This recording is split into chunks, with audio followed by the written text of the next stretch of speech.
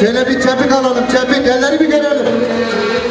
İki Fatiha'da, Ser Şaban ablalarım da.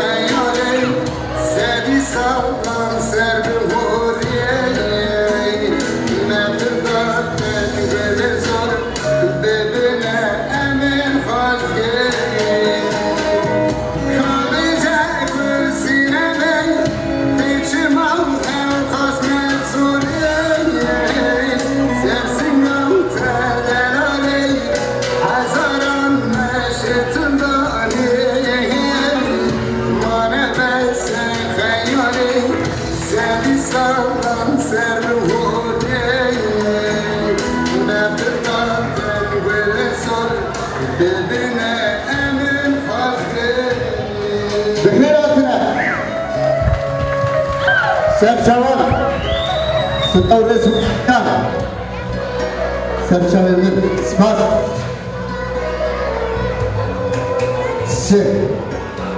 Ayça'nın Şuboy Kurdu, Ser Şaban. Kaç yaptı gibi yani, elleri bir görelim sizden.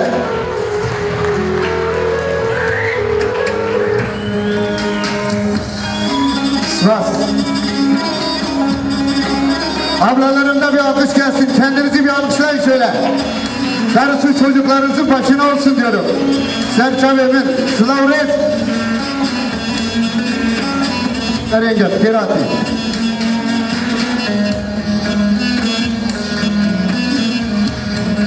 Gel Esmas gibi.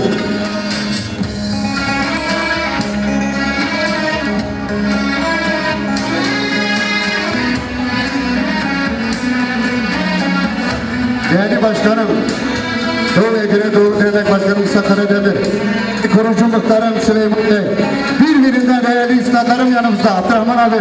Hepiniz hoş geldiniz, şeref verdiniz.